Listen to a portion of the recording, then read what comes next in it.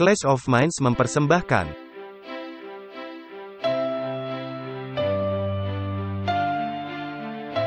Walter Veith,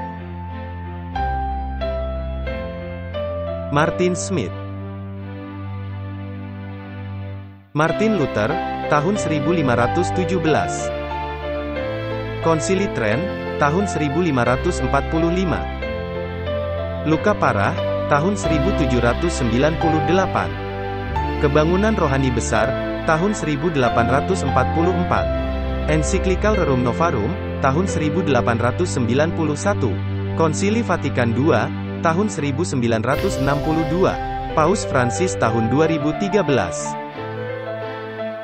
Ensiklikal Laudato Si Perawatan Rumah Kita Bersama, tahun 2015. Pandemi COVID-19, tahun 2019. Pemilihan Presiden Amerika Serikat, tahun 2020.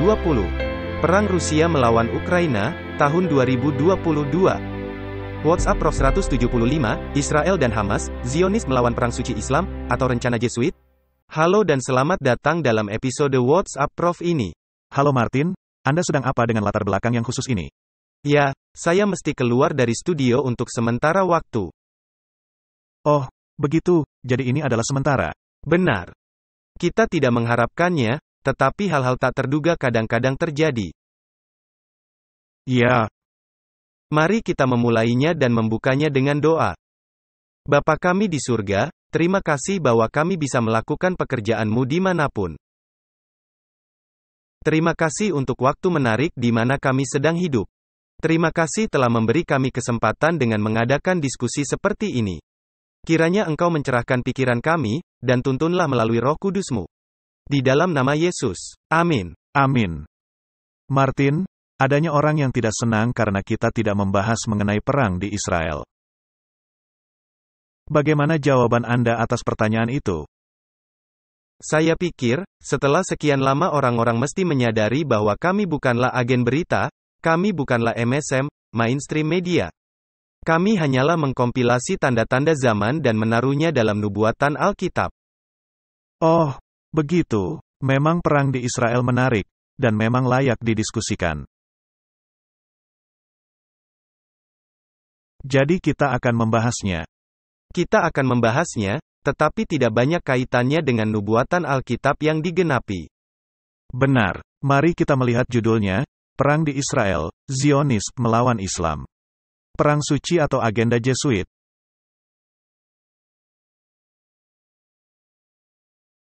Nah Martin, itu judul yang provokatif. Dan alasan mengapa itu provokatif, dikarenakan adanya fakta-fakta sejarah. Ya. Dalam reformasi Protestan, sangat jelas diidentifikasi siapa itu antikristus. Martin Luther dan semua para pembaharu yang hidup sezaman, dan di zaman yang selanjutnya, seperti Melanchthon atau Tyndale.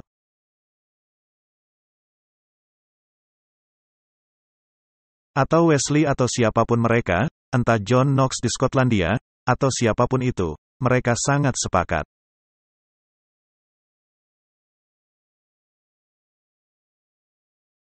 Bahwa antikristus itu tidak dapat disangkal, ada dan beraktivitas di Roma. Dan Martin Luther menuliskan sebuah traktat, yang berjudul Babylonian Captivity, Pembuangan ke Babel. Di mana dia menjelaskan sistem Babel memang ada di Roma. Dan semua mata mesti diarahkan ke Roma. Tetapi kepausan tidak menyukai hal itu. Karena itu bisa membeberkan siapa mereka. Dan mengapa Roma disebut sistem antikristus? Karena mereka bekerja langsung menentang Kristus. Mereka melarang firman, sedangkan Yesus itu yang menjadi firman. Mereka menyelewengkan firman, mereka mengubahkan firman, mereka mengubahkan hukum, dan semua hal-hal ini. Dan Martin Luther mengidentifikasi semuanya. Roma menentang pendamaian. Apakah itu suatu topik yang sangat serius? Jika Anda tidak menerima pendamaian, maka Anda tidak bisa ke sorga.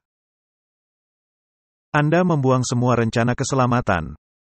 Dan mereka memusatkan semua perhatian hanya kepada manusia, dan bukannya kepada Allah. Seharusnya perhatian mereka ditujukan kepada Allah, karena penebusan berada di luar diri kita. Ini merupakan suatu tindakan yang dilakukan Allah, dalam belas kasihan-Nya kepada kita. Dan menghilangkan Allah dalam hal ini, merupakan kegiatan anti-Kristus. Maka kaum Jesuit muncul dengan rencana untuk menghilangkan pemikiran bahwa kepausan itu anti-Kristus. Dan mereka menemukan cara dua arah yang saling bertentangan satu sama lain. Yang satu disebut preterisme dan yang lainnya futurisme. Nah, kita sudah membahas hal ini berulang-ulang. Nah, preterisme menaruh anti-Kristus di masa lalu. Mereka mengatakan Antiochus Epiphanes, Raja Greka, adalah anti-Kristus. Tetapi ini tidak masuk akal, karena menurut Nabi Daniel, anti-Kristus itu muncul dalam binatang keempat, yang adalah Roma. Jadi tidak mungkin Raja Greka, Antiochus Epiphanes IV. Dan meskipun begitu, banyak denominasi Protestan menelan dusta itu.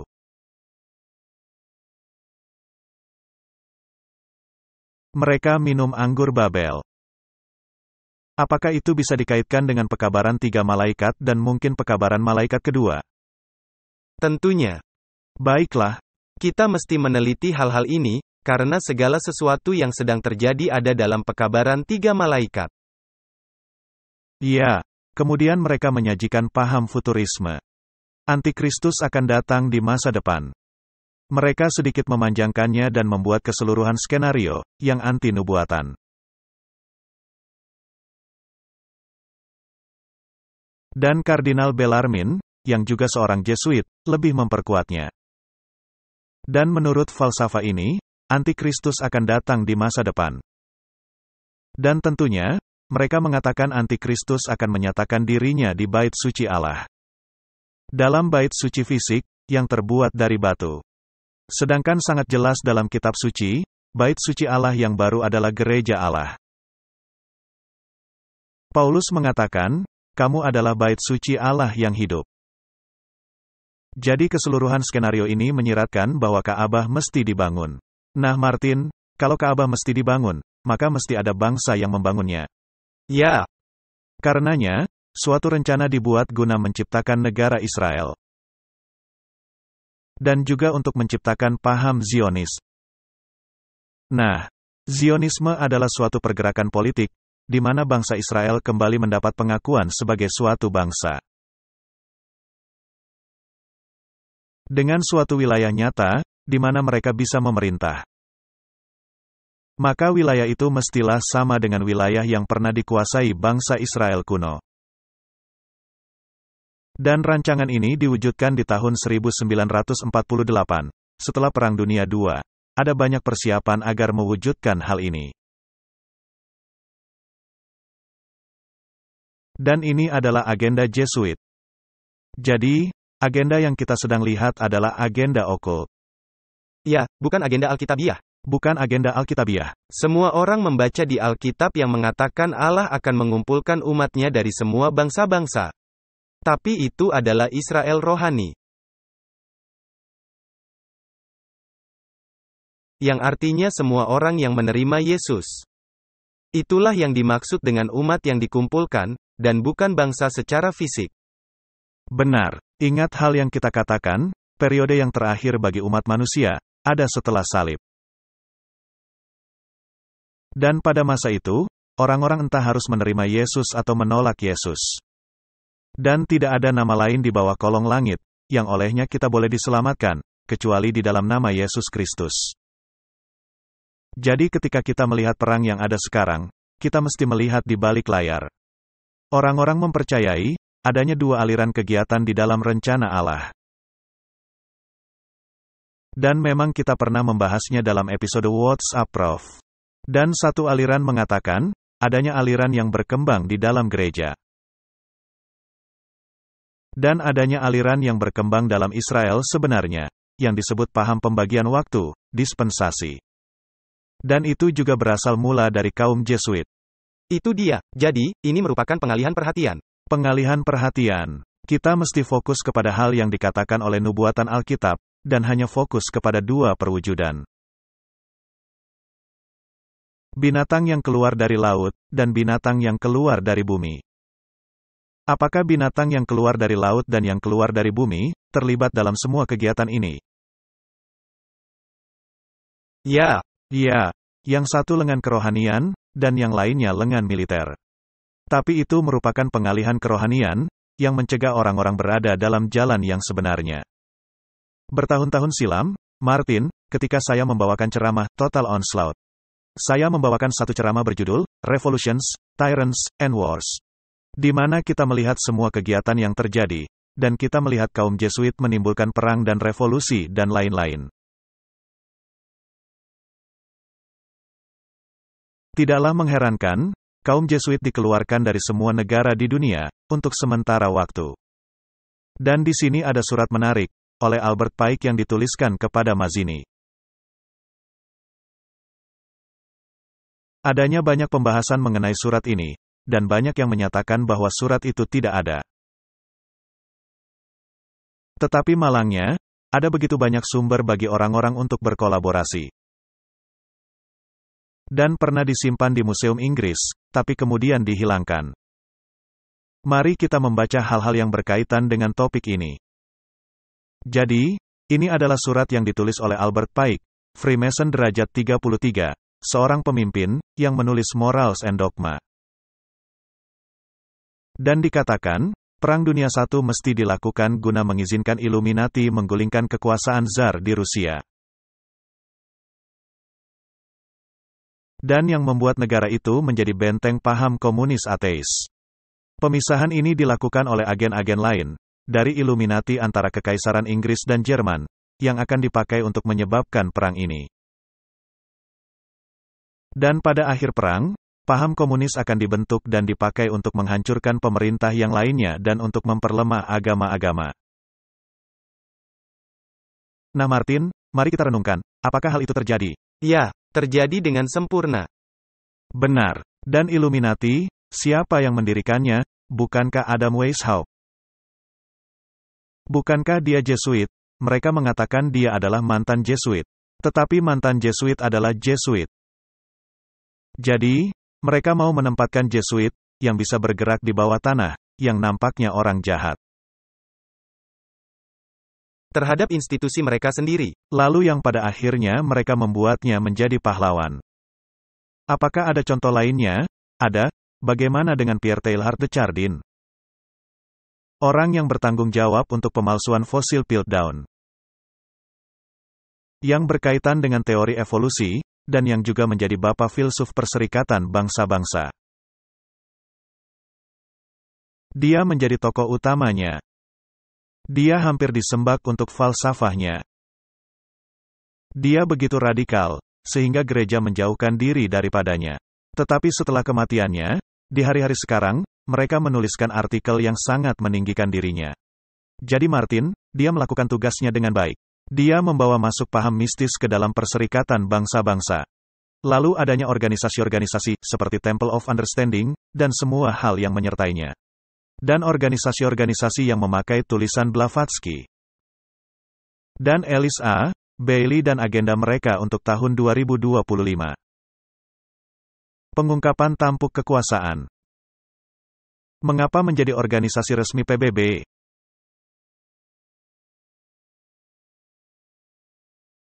Karena itu merupakan bagian dari agenda. Dan siapa yang menjadi tokoh di belakangnya? Selalu kelompok Jesuit. Ini merupakan agenda Jesuit. Dan apakah mereka memecah belah agama-agama? Ya. Khususnya dalam Perang Dunia I di Rusia. Benar. Dan Pierre Teilhard de Chardin dan Paus yang mendorong agenda evolusi. Dengan Karl Marx, dan Lenin, dan semua orang-orang ini, yang kemungkinan dikendalikan oleh kekuasaan yang sama. Dan yang menaruh pemikiran ini ke dunia. Dan semuanya itu okult. Karena mereka masuk ke dalam organisasi, seperti Ghostly Guild, di mana mereka berkomunikasi dengan roh-roh jahat. Jadi, pada dasarnya, ini memang terjadi. Ya, seperti yang diramalkan oleh penganut okult. Ya, karena setan juga memiliki nubuatan tandingan, dan dia harus memberikan cukup keyakinan, sehingga orang-orang mau mempercayainya. Dan saya khawatir, bagian besar dari dunia Injili, telah menelan umpan ini, bulat-bulat. Mereka ada dalam jalan paham pembagian waktu, dispensasi. Mereka sedang menantikan antikristus di masa yang akan datang. Maaf, apakah mereka mengingat cikal bakal mereka? Apakah mereka mempelajari topiknya mengenai sebab kepausan menjadi antikristus, atau apakah mereka duduk dalam konsili oikumene? Mereka semua ada di konsili oikumene. Baiklah. Perang Dunia II mesti terjadi dengan mengambil manfaat dari perbedaan antara para penganut fasis dan politik Zionis. Perang ini mesti terjadi, sehingga paham Nazi bisa dihancurkan. Dan bahwa paham politik Zionisme menjadi cukup kuat, untuk membentuk negara berdaulat Israel di Palestina.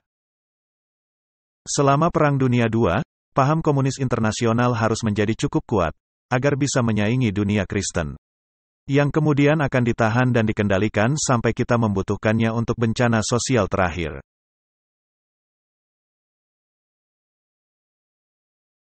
Apakah ini terjadi, Martin?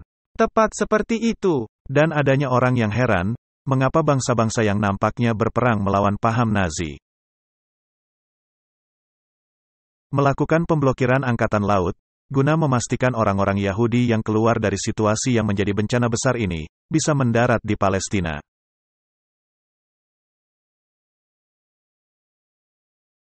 Jadi, sesungguhnya ini bukan nubuatan, ini merupakan suatu rencana.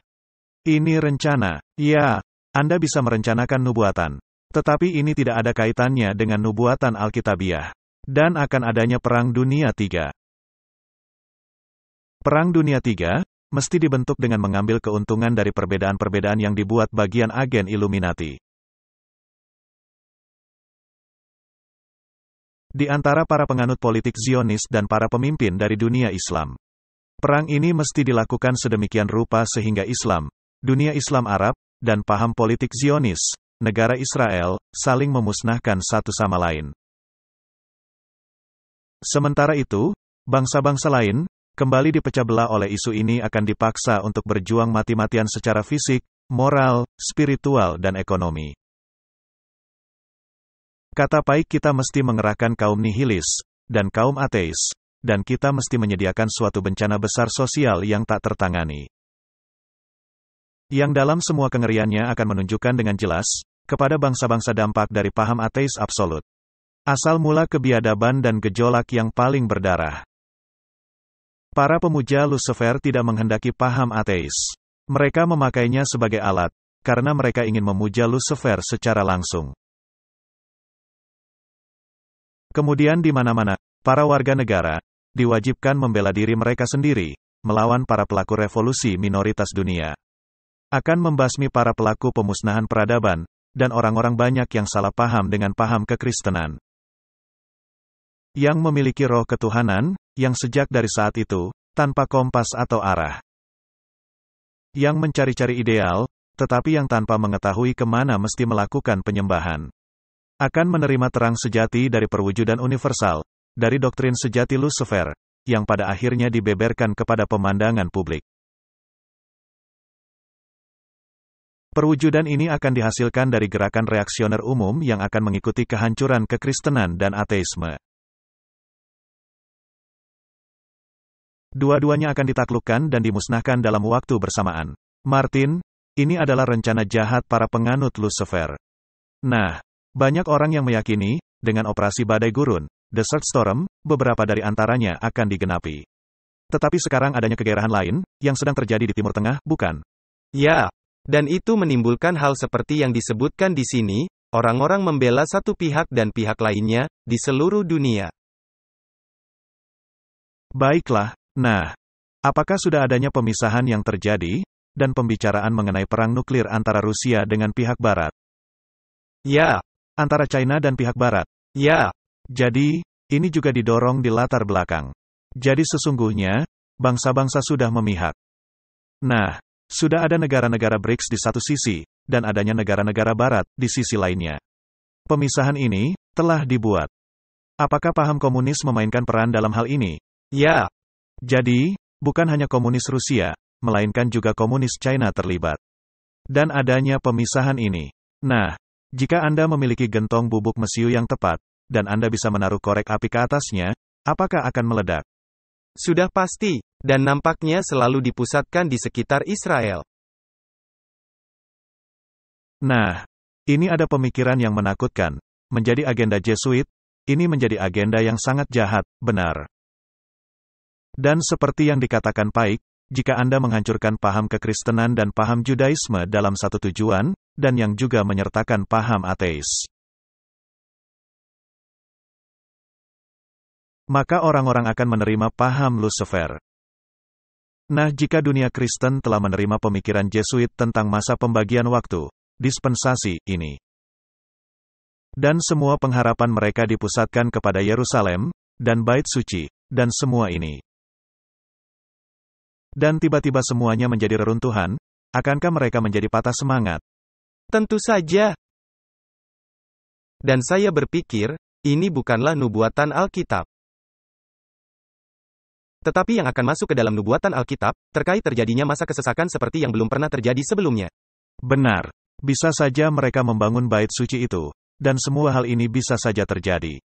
Dan selama masa itu, ketika pintu kasihan ditutup, setan akan menampakkan dirinya sebagai malaikat terang.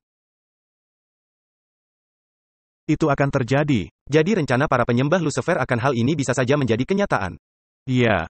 Tapi itu akan menjadi sebuah kepalsuan, untuk mengalihkan perhatian orang-orang yang berorientasi pada Alkitab dari masalah yang sebenarnya. Jadi Martin, entah ini akan terjadi atau tidak terjadi, atau entah akan menjadi suatu perang besar atau tidak, tidak ada kaitannya dengan nubuatan Alkitab. Ini hanya tipuan dan bisa menjadi desas-desus perang. Dan memang ada suara-suara yang mengatakan bahwa ini adalah tanda palsu.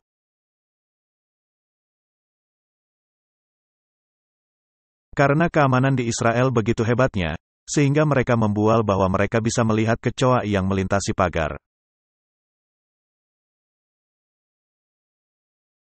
Apalagi suatu invasi yang sedang terjadi sekarang ini. Dan memang banyak suara yang mengatakan, wah, ini tidak ada kaitannya dalam memilih pihak. Ini hanya sekedar pengamatan, observasi. Nah, paham Zionis merupakan suatu pergerakan yang ingin memberi Israel atau orang-orang Yahudi sebuah negara, suatu identitas nasional dan negara Yahudi. Dan paham Zionis ini tidaklah tua. Ini hanya berumur sekitar 100 tahun saja.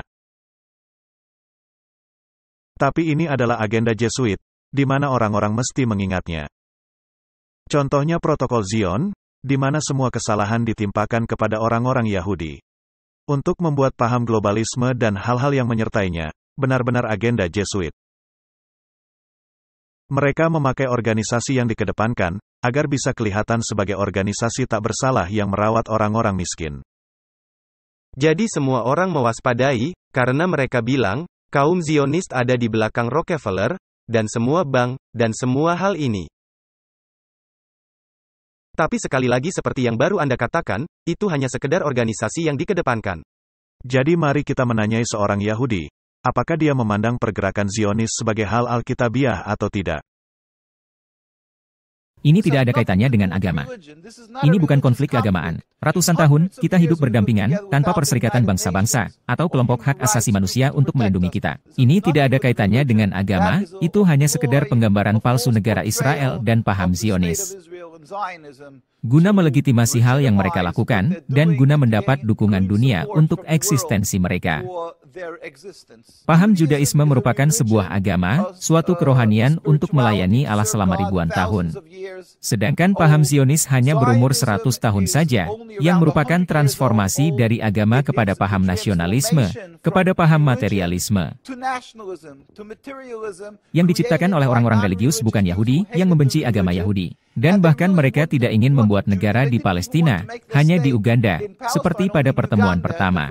Alasan mengapa mereka memakai nama Israel, bintang Daud, membajak dan mencuri identitas paham Judaisme dari orang-orang Yahudi. Agar bisa mendapatkan legitimisasi untuk keberadaan mereka, sehingga orang-orang akan berkata, wah, Allah telah memberi mereka. Dan mereka menaruh ketakutan dan mengintimidasi orang-orang untuk berbicara menentang tindakan mereka, karena mereka akan menyebutnya sebagai antisemitik. Tidak ada hal yang lebih jauh dari kebenaran. Jadi Martin, keseluruhan pemikiran pembagian waktu ini, bahwa Allah memiliki dua tujuan. Satu untuk Israel, dan yang satunya lagi untuk gereja, tidaklah Alkitabiah.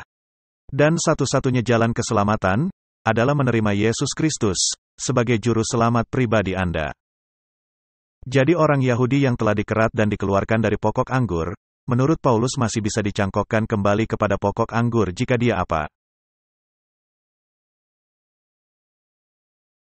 Jika dia menerima Yesus sebagai juru selamatnya. Jadi Martin, hal yang mesti dilakukan oleh orang Yahudi adalah mempelajari nubuatan.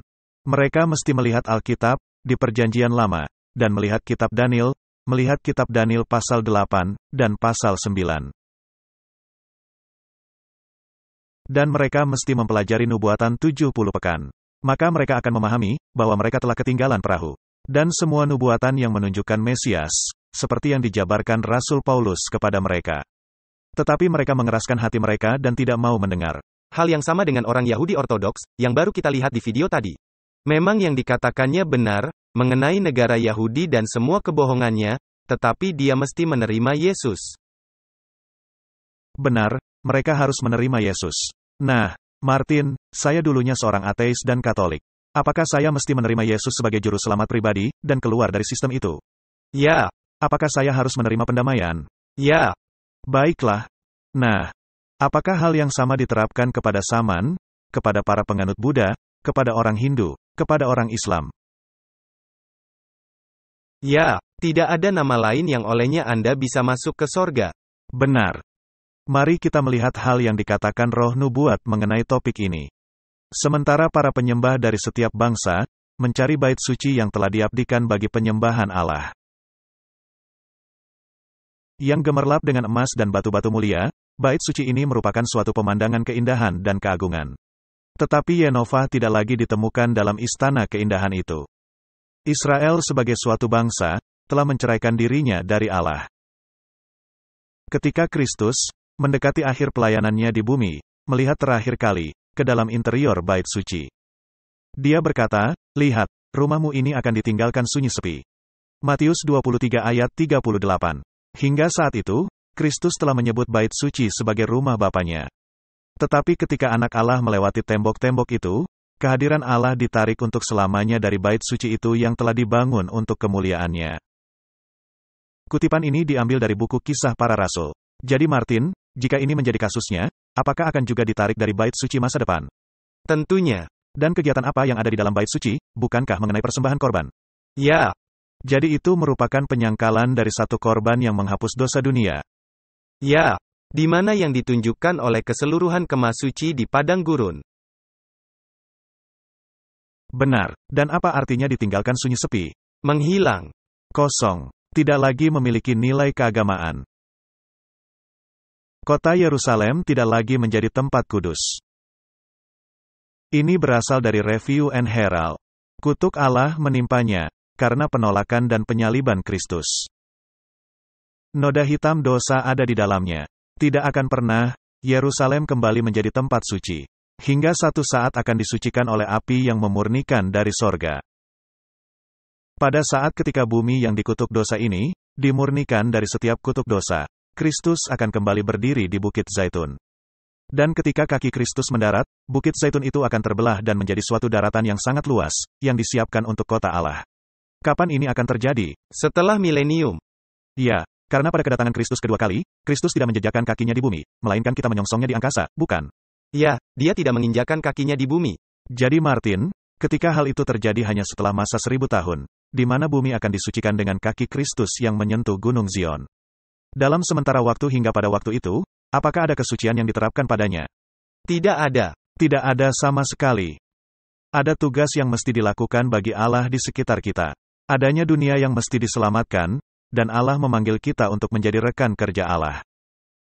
Allah memanggil kita guna bekerja dengan tulus hati dan penuh semangat, bagi yang belum bertobat. Apakah itu termasuk orang-orang Yahudi? Ya. Karena mereka perlu bertobat. 100% sama seperti yang lainnya. Adanya orang-orang yang berkata, wah, khususnya untuk orang-orang Yahudi, atau orang-orang ini, atau mereka. Tidak ada yang khusus. Semua orang mesti dijangkau. Setiap suku, bahasa dan bangsa. Ada kutipan lainnya dari buku Early Writing, dan ini cukup langsung ke intinya. Mereka direndahkan, dihindari dan dibenci, seolah-olah adanya tanda kain yang dikenakan kepada mereka. Meskipun demikian, saya melihat Allah telah secara istimewa memeliharakan orang-orang ini, dan menyerahkannya ke seluruh dunia. Sehingga mereka bisa dilihat sebagai suatu bangsa yang khusus, dikutuk oleh Allah. Ini kedengaran cukup keras, tetapi pada dasarnya apa yang dikatakannya? Apakah bangsa mereka diambil dari mereka, di mana mereka diserahkan di antara bangsa-bangsa di dunia? Dan dalam suatu pengertian, karena ini orang-orang Yahudi dibawa ke dalam hubungan dengan paham kekristenan, benar.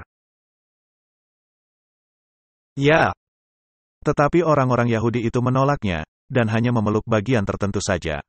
Saya tahu orang-orang Yahudi di Amerika Serikat yang turut merayakan Natal dengan ritual yang menyertainya. Tetapi intisarinya, mereka tidak pernah memeluk atau menerimanya. Saya melihat bahwa Allah telah meninggalkan orang-orang Yahudi sebagai suatu bangsa. Tetapi adanya individu-individu di antara mereka yang bertobat, dan yang dimampukan meruntuhkan tirai pemisah dalam hati mereka dan melihat bahwa nubuatan mengenai mereka telah digenapi.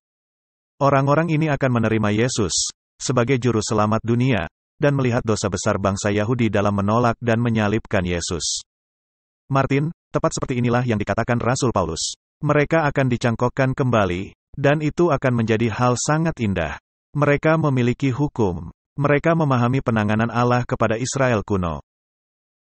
Ini bisa menjadi kuasa besar dalam gereja Allah, tetapi mereka mesti menerima anak domba Allah yang menghapus dosa seluruh dunia. Karena tidak ada cara lain yang mana kita bisa diselamatkan. Jadi, orang-orang mesti menjauhi paham pembagian waktu, dispensasi, dan juga menjauhi paham futurisme. Ini merupakan penyesatan Jesuit. Dan jika kita memahami paham Jesuit dan paham Katolik, bukan Katolik, karena Katolik ada dalam perahu yang sama. Mereka juga mesti menerima Yesus sejati, Yesus yang mendamaikan mereka. Bukan paus atau imam, yang bisa mengampuni dosa-dosa mereka, karena siapa yang bisa mengampuni dosa, selain Allah, benar. Anda lihat, di sini adanya dua aliran yang mengacaukan, orang-orang Yahudi mempercayai hukum, tetapi menolak Yesus. Lalu adanya mayoritas dunia Kristen, yang menerima Yesus, tetapi menolak hukum. Benar sekali. Pekabaran malaikat ketiga akan menerangi bumi dengan kemuliaannya. Tetapi hanyalah orang-orang yang sudah menyaksikan pencobaan dalam kekuatan Allah yang Maha Kuasa, yang akan diizinkan turut serta dalam pemberitaannya ketika pekabaran itu akan meluas menjadi seruan nyaring. Jadi Martin, ketika Anda ingin menjadi bagian dari pergerakan yang terakhir, dan membawakan pekabaran peringatan terakhir bagi dunia, maka Anda mesti menghidupkannya. Anda tidak hanya bisa manis di bibir. Dan pekabaran terakhir bagi dunia, tidak ada kaitannya dengan Yerusalem yang literal. Tidak ada kaitannya, karena sebagai suatu bangsa, mereka telah ditinggalkan selama-lamanya oleh Allah. Kita tidak perlu pergi ke Yerusalem. Kita tidak perlu memberi perhatian khusus untuk Yerusalem, karena memberi perhatian khusus kepada satu kelompok, berarti mengabaikan kelompok lainnya. Itulah yang tadi saya sebutkan, tidak ada yang khusus. Tidak ada yang khusus. Jadi pekabaran apa yang mesti disampaikan kepada dunia? Kita membicarakan mengenai pekabaran 3 malaikat. Dan pekabaran 3 malaikat merupakan panggilan terakhir bagi umat manusia. Pekabaran malaikat pertama, sembahlah Allah dan muliakanlah Dia, karena waktu penghakimannya telah tiba. Kita akan segera meneliti topik ini dengan detail. Pekabaran malaikat kedua, Babel telah rubuh, telah rubuh. Babel yang kita tahu, merupakan suatu sistem keagamaan yang jatuh yang menyangkali Yesus Kristus. Bahkan jika manis di bibir, jika mereka menyangkal kuasa Yesus, maka mereka telah menyangkal Yesus, dan menjadi suatu perwujudan Kristen yang jatuh. Jadi, apakah Judaisme menjadi bagian dari Babel? Ya. Baiklah. Apakah paham Katolik menjadi bagian dari Babel? Ya, dan yang menjadi induknya. Dia menjadi ibu Babel, ibu dari kaum pelacur. Nah, pihak lain yang telah memeluk doktrinnya, yang telah meminum anggurnya, pengajarannya. Apakah dunia Kristen telah menerima doktrin Jesuit?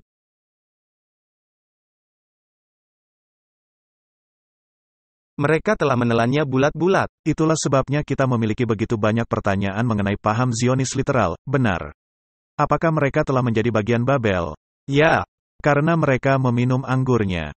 Apakah mereka duduk di konsili Oikumene? Ya. Jadi, apakah mereka kembali menerima otoritas Roma, melebihi otoritas firman? Ya, sepanjang waktu, mereka berpesta sepanjang waktu dengan anggur ini. Baiklah, apakah Alkitab mengatakan Anda mesti menjauhi dunia? Apakah paham Katolik menjauhi dunia, atau malah terlibat dalam setiap organisasi politik di dunia? Itu dia, mereka masuk ke dalam para pedagang, ke dalam media, ke dalam film-film. Mereka menancapkan tangan mereka kemana-mana. Apakah para bintang rock dan bintang film sering berkunjung ke Roma dan kepausan? Ya, bertemu paus secara berkala. Nah, apakah itu mengasihi Allah, atau mengasihi dunia? Mengasihi dunia. Kita mesti menelitinya. Telah menjadi rancangan setan, agar menarik perhatian dari Yesus dan dialihkan kepada manusia. Dan untuk menghancurkan rasa tanggung jawab perorangan. Setan gagal dalam rancangannya ketika mencobai anak Allah, tetapi dia lebih berhasil ketika mencobai manusia yang berdosa. Paham kekristenan menjadi bobrok. Paus dan para imam merebut posisi yang dimuliakan, dan berbicara kepada orang-orang agar memandang kepada mereka untuk pengampunan dosa-dosa. Gantinya memandang Kristus bagi diri mereka. Tanggung jawab secara pribadi, benar. Anda tidak diselamatkan secara kelompok. Anda diselamatkan secara perorangan. Jadi Anda diselamatkan secara perorangan, jadi tidak ada keselamatan sebagai satu bangsa. Apakah bisa, sekali selamat, selamanya selamat? Tidak bisa. Jika orang benar itu berbalik dari kebenarannya, dan melakukan hal yang jahat dalam pemandangan Tuhan. Tidak satu pun dari kebenarannya akan diingat. Dia pasti binasa. Artinya kebinasaan kekal. Pilihlah hari ini, menjadi keputusan Anda. Diberi pilihan. Dan jika orang berdosa itu, berbalik dari dosa-dosanya dan melakukan hal yang benar dalam pemandangan Tuhan, maka segala dosanya akan dihapuskan. Orang itu akan hidup. Bukankah itu yang diceritakan Yehezkiel, dan Tuhan tidak merubahnya? Ya. Karena akulah Tuhan, aku tidaklah berubah. Bukankah itu yang Tuhan katakan? Baiklah Martin, jadi pencobaan ini yang mesti ditanggung Yesus. Di mana Yesus menaklukkan setan. Mesti dipertegas, selama masa pencobaan, Yesus sesungguhnya menaklukkan setan. Tepat sekali. Yesus membayar harga untuk dosa di kayu salib, tetapi kemenangan melawan setan terjadi di padang belantara. Karena 3 dosa mendasar umat manusia, yang diikuti oleh semua dosa-dosa lainnya, berhasil diatasi di padang belantara pencobaan.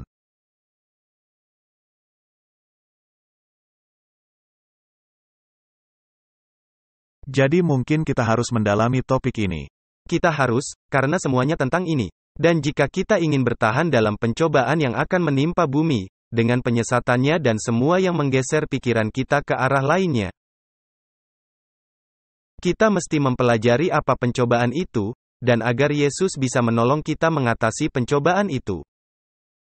Baiklah, apakah mungkin 3 pencobaan ini memiliki kaitan dalam pekabaran terakhir, pekabaran 3 malaikat?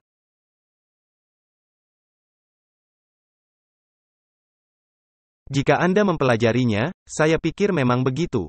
Nah, jika setan gagal mengalahkan anak Allah, tetapi berhasil mengalahkan umat manusia,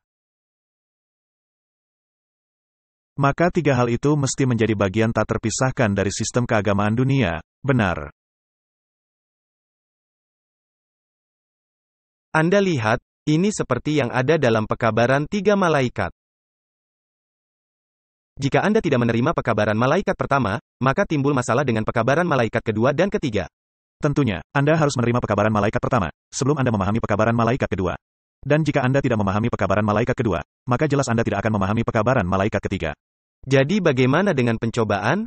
Sama, jika Anda tidak berhasil dengan yang pertama, maka akan timbul masalah dengan yang lainnya. Dan jika Anda tidak menerima pekabaran yang kedua, apakah Anda akan menolak yang ketiga? Tentu saja. Mari kita meneliti pencobaan-pencobaan ini. Nah, Matius pasal 4 membicarakan mengenai pencobaan. Juga dalam kitab Lukas pasal 4. Tetapi dalam kitab Lukas, urut-urutannya berbeda. Saya pikir, urut-urutan yang ada di dalam kitab Matius adalah hal yang tepat terjadi. Maka Yesus dibawa oleh Roh ke padang gurun untuk dicobai iblis. Tahunnya adalah tahun 27 sesudah Masehi. Setelah masa 4000 tahun dari dosa. Jadi 4000 tahun sebelum ini, Adam dan Hawa gagal dalam pencobaan ini. Benar. Dan Yesus menang, di mana mereka gagal. Jadi, kita mesti meneliti pencobaan ini saat datang kepada Adam dan Hawa. Dan kita mesti menelitinya dalam umat manusia sekarang ini. Dikatakan, Yesus dicobai iblis. Dan setelah berpuasa 40 hari dan 40 malam, akhirnya laparlah Yesus. Lalu datanglah si pencoba itu dan berkata kepadanya, "Jika engkau anak Allah, perintahkanlah supaya batu-batu ini menjadi roti." Tetapi Yesus menjawab, "Ada tertulis, manusia hidup bukan dari roti saja, tetapi dari setiap firman yang keluar dari mulut Allah." Nah, itu adalah pencobaan yang pertama. Dan orang-orang cenderung mengabaikannya. Tetapi ini merupakan pencobaan yang sangat serius. Ini merupakan pencobaan paling serius bagi Adam dan Hawa. Baiklah. Nah, Adam dan Hawa dicobai dengan berpikir, "Wah, makanan ini kelihatannya bagus. Buah itu nampak lezat." Dan mereka berpikir, adanya konotasi spiritual yang dikaitkan dengan buah ini. Dan mereka menginginkannya. Jadi, nafsu makan menguasai akal mereka. Martin, apakah nafsu makan menguasai umat manusia sekarang ini? Tentu saja. Dan pada zaman Nuh, mereka makan dan minum. Nah, memang tidak berdosa dalam makan dan minum, karena Allah merancangkannya demikian. Hanyalah ketika makan dan minum, secara berlebihan. Yaitu makan dan minum yang tidak baik untuk kesehatan Anda. Sesuai dengan apa yang diberikan Allah dengan hikmat-Nya kepada kita.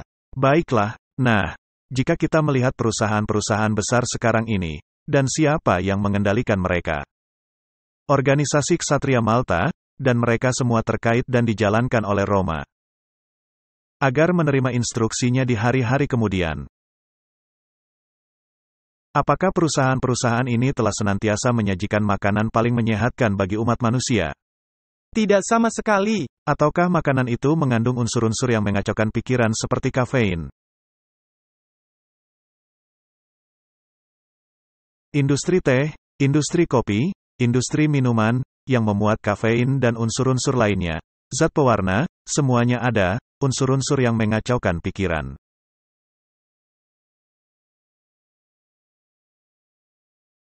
Apakah ini berasal dari Allah, atau dari sumber lainnya?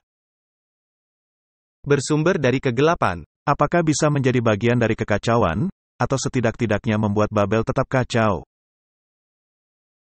Tentunya. Jadi Martin, seberapa penting agar kita memiliki pekabaran kesehatan? Ini merupakan bagian dari pekabaran 3 malaikat. Baiklah.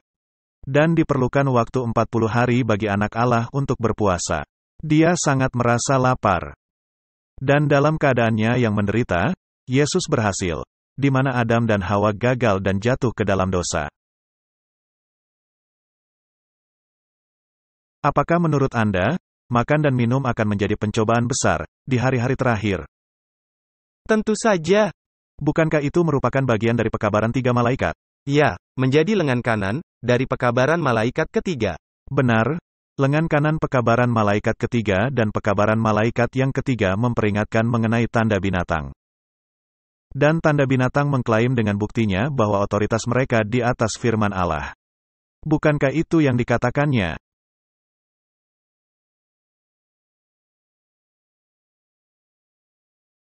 Tepat sekali. Bukankah dia mengubahkan Sabat ke hari Minggu, itu menjadi bukti kekuasaannya? Nah, bukankah dikatakan, manusia tidak hidup hanya dari roti saja, melainkan dengan setiap firman yang keluar dari mulut Allah? Apakah pencobaan yang pertama merupakan bagian tak terpisahkan, untuk tidak menerima petunjuk manusia, melainkan untuk menuruti perintah Allah?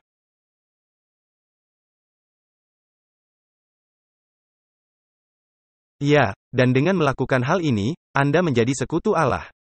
Baiklah, Jadi penurutan kepada Allah, apakah itu juga mencakup penurutan kepada hukum Allah? Ya.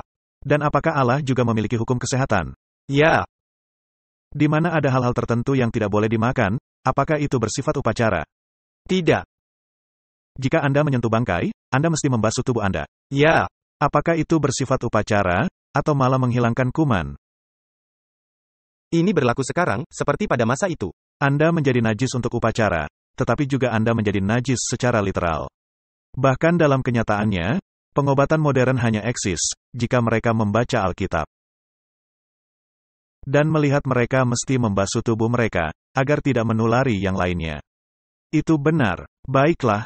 Jadi Martin, ini merupakan bagian dari pencobaan yang mesti kita taklukkan, ketika kita membacanya dan ketika kita memberitakan pekabaran 3 malaikat. Karena Anda mesti menjadi pelaku firman, dan bukan sekedar berbicara manis di bibir. Saya pikir ini dibahas oleh Rasul Yakobus. Nanti kita akan melihatnya. Jadi, pencobaan yang pertama, merupakan bagian tak terpisahkan dari pekabaran 3 malaikat.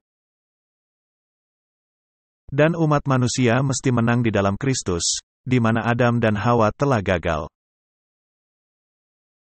Ya. Kita seharusnya menang, dan tidak mudah memberitakan pekabaran 3 malaikat, jika Anda gagal di dalam pencobaan pertama. Ketika kita membacanya dalam tulisan roh nubuat, Anda sesungguhnya mesti segera melakukan hal ini, benar. Karena jika tidak demikian, Anda tidak bisa menjadi bagian tak terpisahkan dari pekabaran 3 malaikat atau seruan nyaring. Baiklah. Kemudian iblis membawanya ke kota suci dan menempatkan dia di bubungan bait Allah. Apakah di sini ada konotasi keagamaan? Ya, membawanya ke bait suci. Lalu berkata kepadanya, jika engkau anak Allah, apakah setan melakukan hal yang sama di Taman Eden? Ya. Apakah memang Allah berkata demikian? Setan selalu menanyakan perintah Allah. Setan itu adalah ular dan rubah yang licik. Jatuhkanlah dirimu ke bawah, sebab ada tertulis mengenai engkau ia akan memerintahkan malaikat-malaikatnya. Dan mereka akan menatang engkau di atas tangannya, supaya kakimu jangan terantuk kepada batu. Yesus berkata kepadanya, ada pula tertulis, janganlah engkau mencobai Tuhan, Allahmu. Martin, ini adalah pencobaan besar. Ini akan menyerang keseluruhan umat manusia. Ini adalah pencobaan hal takabur, presumption. Untuk bersifat takabur kepada Allah. Untuk mengambil sikap yang tidak dijamin dalam keadaan Anda. Anda dan saya, menurut saya, memang kita ini adalah orang-orang yang berdosa. Tentu saja, kita memiliki sifat alami untuk berdosa. Dan hanya di dalam Kristus, kita bisa mengalahkan dosa. Kita tidaklah memiliki kebenaran kita sendiri. Hanyalah kebenaran Kristus yang dihisapkan dan diterapkan pada kita, yang memberi kita nilai layak untuk sorga. Jadi, ketika saya membanggakan diri saya, dan berkata, aku akan mengampuni dosamu, Martin. Mengakulah kepada saya, apakah itu dosa takabur? Ya, dosa takabur dalam tingkatan tertinggi, itu penghujatan. Itu penghujatan. Apakah adanya organisasi keagamaan yang melakukan hal itu? Ya. Baik. Apakah ada organisasi keagamaan yang menyatakan, sekali selamat, akan selamanya selamat? Apakah itu hal takabur? Ya. Apakah adanya organisasi keagamaan yang menyatakan, umat manusia sesungguhnya memiliki kuasa untuk mengusir roh-roh jahat, dan melakukan apapun yang mereka kehendaki? Karena mereka telah diberikan kuasa ini. Apakah adanya agama yang memiliki kuasa demikian? Ya. Mereka memakai nama Yesus, yang nampaknya memberi mereka otoritas, tetapi mereka melupakan bahwa Yesuslah yang menjadi otoritas. Dan mereka lupa adanya persyaratan. Roh Kudus yang Allah berikan kepada mereka, agar mereka mematuhinya. Hukum tidak ada lagi, dan nabi mereka tidak lagi menerima penglihatan dari Tuhan. Mereka telah meniadakan hukum-Mu. Tiba saatnya bagi engkau untuk bertindak. Bukankah itu ayat Alkitabiah yang mesti direnungkan? Barang siapa yang berkata dia mengasihi aku, tetapi yang tidak menuruti hukumku, adalah seorang pendusta, dan kebenaran tidak ada di dalamnya. Apa saja, yang mau meminta kuasa, tanpa memenuhi persyaratan, adalah merupakan hal takabur. Itu dia, jika Anda berkata Anda mengasihi Yesus, tetapi tidak melakukan hukum, itu berarti Anda tidak melakukan hal yang dikatakan Alkitab. Benar, jika ada sistem keagamaan, yang berkata, Anda mesti melakukan ritual ini dan itu agar selamat. Dan Anda mau mengikuti ritual itu, lalu Anda berpikir Anda selamat, tetapi tidak memenuhi persyaratan, apakah itu hal takabur? Ya. Nah Martin, berapa banyak sistem keagamaan dunia, yang melakukan dosa takabur? Semuanya. Itu mengerikan, Martin. Itu membuat mereka semua bagian dari Babel, pekabaran malaikat kedua. Jadi, ketika Anda melakukan dosa takabur, berarti Anda menerima kata-kata manusia dan otoritas manusia. Melebihi hal yang tertulis dalam firman Tuhan, Anda telah melakukan dosa takabur. Ya. Kenyataannya, jika Anda duduk dalam konsili oikumene dan siap untuk berkompromi, apakah itu juga merupakan hal takabur? Ya. Apakah berkompromi bisa membawa Anda ke sorga? Tidak. Adam dan Hawa juga melakukan dosa takabur, ketika mereka berpikir Allah tidaklah sekeras itu, karena Allah mengasihi mereka. Ya, Tuhan mengasihimu, tetapi apakah sedikit dosa tidak akan menjauhkan Anda dari sorga? Allah mengetahui hati mereka. Tetapi mereka memakan buah, dan Hawa memberikannya kepada Adam, dan Adam memandangnya, dan berpikir Allah tidak akan sekeras itu. Dan Adam berpikir, Allah tidak akan menggantikan Hawa, dan dia akan sendirian. Semua hal ini berkecamuk di dalam pikiran Adam. Bukankah kita juga mendengar hal yang sama dibicarakan orang-orang sekarang ini? Baiklah Martin, jadi pencobaan yang kedua merupakan bagian dari Babel, seperti yang tadi kita tanyakan. Apakah juga menjadi bagian dari pekabaran 3 malaikat? Tentunya. 3 pencobaan dan 3 pekabaran. Mari kita lanjut. Dan iblis membawanya pula ke atas gunung yang sangat tinggi dan memperlihatkan kepadanya semua kerajaan dunia dengan kemegahannya. Dan berkata kepadanya, semua itu akan kuberikan kepadamu jika engkau sujud menyembah aku. Maka berkatalah Yesus kepadanya, enyahlah, iblis. Sebab ada tertulis, engkau harus menyembah Tuhan, Allahmu, dan hanya kepada Dia sajalah engkau berbakti. Itulah sebabnya saya meyakini, ini urut-urutan yang benar, karena kemudian Yesus mengusir setan. Tepat sekali. Enyahlah kau iblis. Dan Yesus menyadari keberadaan setan yaitu sebagai penggoda. Yesus tidak mengatakan apapun mengenai setan, pada awalnya. Tetapi di sini Yesus menegur setan dengan memakai namanya yang berdosa. Dan dosa apa di sini Martin? Ini adalah cinta dunia. Dan yang menunjukkan kemana kesetiaan Anda. Baiklah, mencintai dunia. Beberapa waktu silam, dalam program WhatsApp Prof, kita menunjukkan video, di mana banyak pemusik-pemusik legenda dunia mengakui menjual jiwa mereka kepada perwujudan lainnya. Ingat kan? Ya. Mengapa mereka menjual jiwa mereka kepada perwujudan yang lainnya? Agar terkenal di dunia. Nah, mengapa bangsa-bangsa dan gereja-gereja ingin diakui oleh sistem politik dan keagamaan dunia? Mengapa mereka menginginkannya? Demi penerimaan dan kepopuleran. Apakah ini cinta dunia? 100%. Apakah ini lebih mencintai dunia, daripada mencintai Allah? Apakah ini berdiri untuk prinsip Allah, atau menyerah kepada prinsip dunia? Menyerah kepada dunia. Jika kita kaitkan ini kepada pekabaran malaikat ketiga. Jangan mau menerima tanda binatang. Anda tidak bisa menerima otoritas manusia, agar bisa membeli dan menjual, dan melakukan apapun yang Anda perlukan di dunia. Apakah Bapa Sorgawimu bisa memeliharakan kehidupan Anda, meskipun Anda menentang dunia? Tentu saja. Tetapi kepopuleran dan mayoritas berkata, oh, hanya sebuah hari, Anda tidak perlu. Baiklah, lihat saja tekanan rekan sebaya. Apa itu tekanan rekan sebaya? Bukankah itu cinta dunia?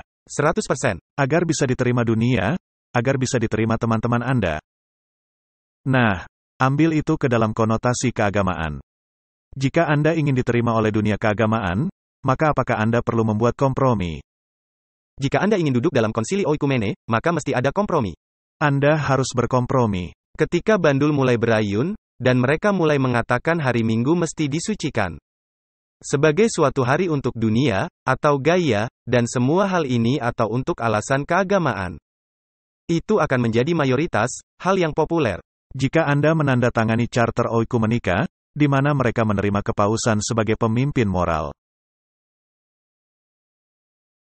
Maaf, bukankah itu berarti Anda menolak Allah? Bukankah dikatakan, karena ada tertulis, engkau harus menyembah Tuhan, Allahmu, dan hanya kepada Dia sajalah engkau berbakti. Jadi Martin, semua hal ini adalah poin yang sangat penting, dan tidak ada gunanya hanya manis di bibir. Sekarang, marilah kita melihat kitab Yakobus. Tadi saya bilang kita akan buka Yakobus. Kitab Yakobus.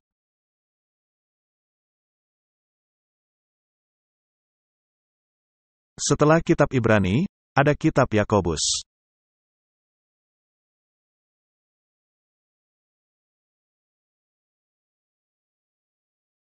Kita buka Yakobus pasal 1 dan membaca ayat 13, karena kita sedang membicarakan mengenai pencobaan, bukan? Dan Anda mesti mengalahkan pencobaan. Apabila seorang dicobai, janganlah ia berkata, pencobaan ini datang dari Allah. Sebab Allah tidak dapat dicobai oleh yang jahat, dan ia sendiri tidak mencobai siapapun. Oknum yang melakukan pencobaan adalah setan. 3 pencobaan, tadi kita sudah membahasnya. Tetapi tiap-tiap orang dicobai oleh keinginannya sendiri, karena ia diseret dan dipikat olehnya. Jadi ketika kita ingin memparafrasenya, kita bisa berkata, manusia itu dicobai, ketika dia menyerah kepada keadaannya yang berdosa. Jadi Martin, satu-satunya cara mencegah hal itu terjadi, jika keadaan berdosa ditaklukkan kepada Allah, dan sifat berdosa itu mati. Sifat berdosa itu mesti mati. Jika Anda seorang pecandu alkohol, tetapi Anda menolak minum. Anda seorang berdosa, tetapi Anda menolak untuk melakukan dosa. Nah, apa yang memberitahu Anda, apa itu dosa? Alkitab. Alkitab yang mengatakan apa itu dosa. Jadi ketika Anda tahu apa itu dosa, Anda tahu cara menghindarinya. Seperti keinginan mata, dan hal-hal seperti itu. Saya suka cara Ayub mengatakannya, aku sudah mengadakan perjanjian dengan mata saya. Dan apabila keinginan itu telah dibuahi, ia melahirkan dosa. Dengan kata lain, ketika Anda menyerah kepada sifat kedagingan Anda, maka Anda mulai berdosa. Dan apabila dosa itu sudah matang, ia melahirkan maut. Karena upah dosa ialah maut. Dan ini tidak pernah berubah. Kristus tidak menghilangkannya. Kristus tidaklah mati bagi Anda, agar Anda tetap seorang pendosa. Kristus tidaklah mati untuk menghilangkan hukum, sehingga Anda bisa melakukan apa keinginan Anda. Benar. Setiap pemberian yang baik dan setiap anugerah yang sempurna, datangnya dari atas, diturunkan dari Bapa segala terang. Padanya tidak ada perubahan atau bayangan karena pertukaran. Allah tidak berubah. Tidak ada yang berubah. Mari kita lompat ke ayat 19, hai saudara-saudara yang kukasihi. Ingatlah hal ini, setiap orang hendaklah cepat untuk mendengar. Tetapi lambat untuk berkata-kata, dan juga lambat untuk marah. Sebab amarah manusia tidak mengerjakan kebenaran di hadapan Allah. Sebab itu buanglah segala sesuatu yang kotor dan kejahatan yang begitu banyak itu. Dan terimalah dengan lemah lembut firman yang tertanam di dalam hatimu, yang berkuasa menyelamatkan jiwamu. Jadi, apa yang memberitahu Anda hal benar dan salah? Firman, tetapi Anda mesti menerimanya. Dengan kata lain, Anda mesti menyerap seruan nyaring ke dalam hati Anda. Dan menghidupkannya. Kristus mesti hidup dalam hati Anda, dan Anda mesti mati. Baiklah. Tetapi hendaklah kamu menjadi pelaku firman dan bukan hanya pendengar saja, sebab jika tidak demikian kamu menipu diri sendiri. Martin, jika Anda tidak menjadi pelaku firman dan hanya menduga akan diselamatkan, karena Anda telah mengambil nama Yesus ke dalam mulut Anda. Apakah itu menjadi dosa takabur? Ya. Apakah itu bagian dari Babel? Apakah Babel mengajarkannya?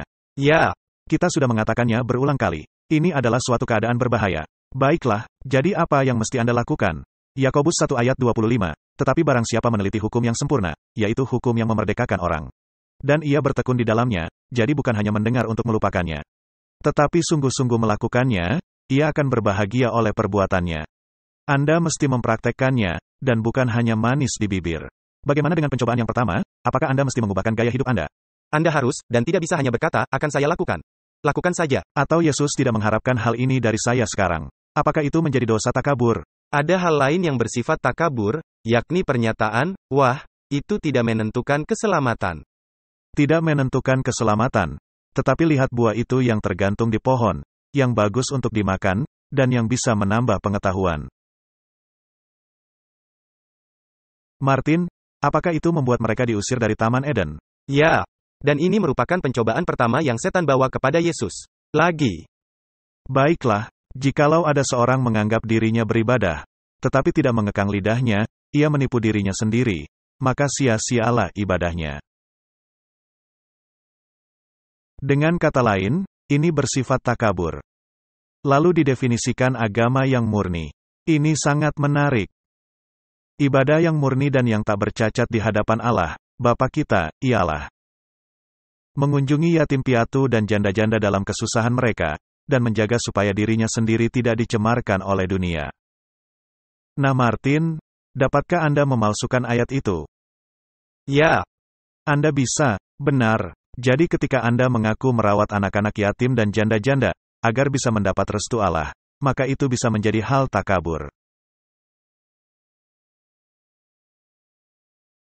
Karena bisa saja itu diartikan, Anda tidak perlu merawat janda-janda dan anak-anak yatim.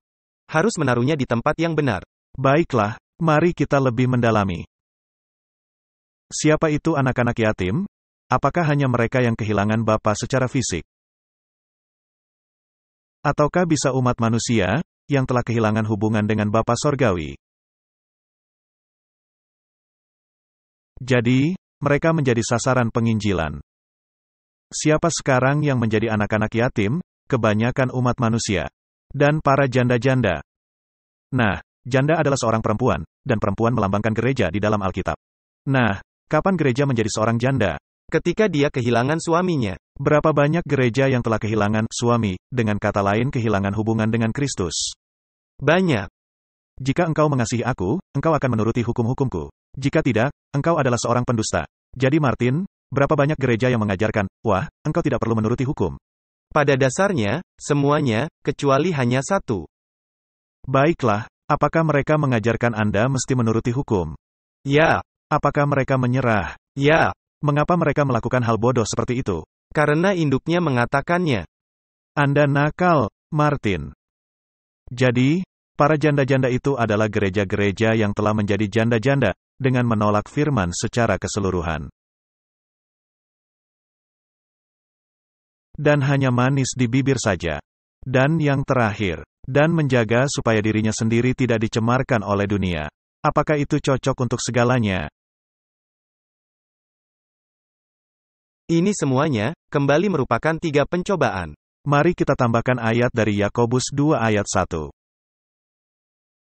Saudara-saudaraku, sebagai orang yang beriman kepada Yesus Kristus, Tuhan kita yang mulia, janganlah iman itu kamu amalkan dengan memandang muka. Jadi, jika saya menuruti perintah gereja atau paus, yang bertentangan kepada firman Allah, apakah saya sedang melayani Yesus Kristus? Tidak, karena Anda memandang muka, sedangkan Allah tidak. Bukankah itu hal yang baru kita bahas? Baiklah, bisakah kita mengatakan 3 pencobaan, merupakan bagian tak terpisahkan dari pekabaran 3 malaikat? Saya rasa, ini semakin jelas. Mari kita akhiri dengan kutipan lainnya.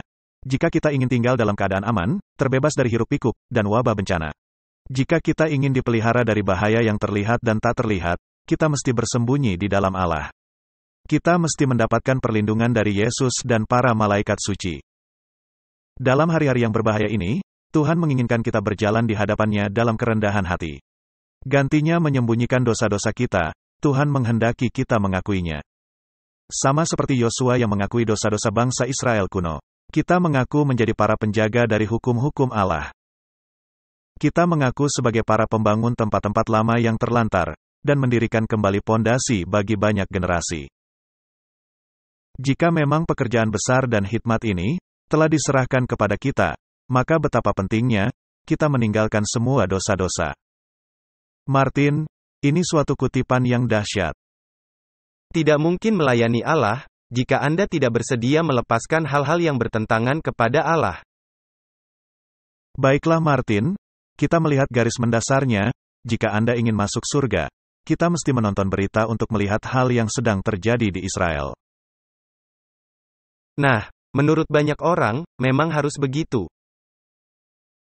Iya, berapa banyak pengkhotbah yang menggedor mimbar dengan pekabaran itu, sekarang ini? Berapa banyak kaum Injili melakukan hal itu? Kebanyakannya, kalau tidak semuanya. Dan jika media menggiring Anda, bukankah itu pengalihan perhatian? Bukankah sangat penting, Martin, agar kita menjangkau umat manusia secara keseluruhan? Dan agar kita memberitakan pekabaran 3 malaikat, yang mencakup pertobatan, menjauhi dosa, menjauhi keduniawian. Memperingatkan mengenai topik yang sebenarnya, yang mendesak membuat orang-orang menyadari pilihan yang ada di hadapan mereka. Daripada menonton media berita, agar bisa menentukan arah Anda.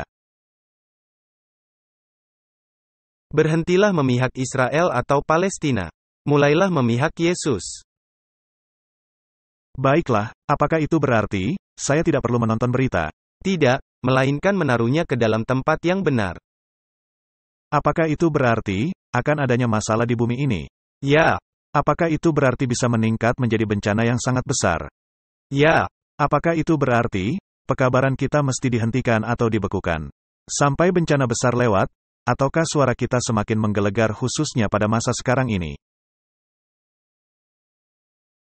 Jadi Martin, apakah itu akan meningkat menuju Perang Dunia III atau tidak? Saya tidak tahu. Kita bukanlah para nabi, melainkan murid-murid nubuatan. Apakah akan terjadi masa kesesakan, seperti yang belum pernah terjadi? Ya. Apakah itu berarti, kita mesti berkhotbah tentang perubahan hati dan penerimaan Yesus baik kepada orang-orang Yahudi dan orang-orang non-Yahudi? Tentu saja, sekaranglah waktunya. Jadi, mari kita dapatkan cara pandang yang benar. Mari mengambil keputusan, berdasarkan prinsip-prinsip abadi. Kasihi Allah, dan turuti hukum-hukumnya. Ini menjadi kewajiban seluruh manusia. Ini menjadi intisari pekabaran 3 malaikat. Ini adalah pekabaran yang mesti disiarkan kepada orang-orang Yahudi dan non-Yahudi. Ini adalah pekabaran yang mesti menjangkau seluruh dunia. Dan ya, kita mesti mengamati hal yang sedang terjadi di dunia, dan menaruhnya ke dalam cara pandang yang benar. Mari kita berdoa. Bapa kami di surga, kami sedang hidup di zaman penuh gejolak. Dan sistem-sistem keagamaan, sedang berbenturan satu sama lain. Tuhan, ini adalah akibat propaganda dari dusta-dusta yang diajarkan dari pusat-pusat keagamaan. Suatu dusta takabur. Jika Anda melakukan ini dan itu, dan bahkan menghancurkan bagian dari kemanusiaan, jalan menuju ke sorga akan terbuka. Ini sangat bertentangan kepada pengajaran kasih. Bukakan mata umat manusia, tidak peduli agama apapun yang mereka anut. Dan membuat mereka menyadari, tidak ada jalan lain untuk diselamatkan, kecuali memeluk pengajaran murni dari Yesus Kristus. Inilah doa saya, di dalam nama Yesus. Amin. Diproduksi oleh Clash of Minds.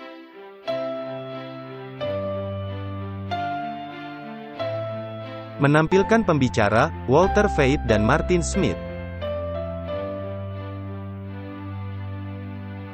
Untuk detail kontak.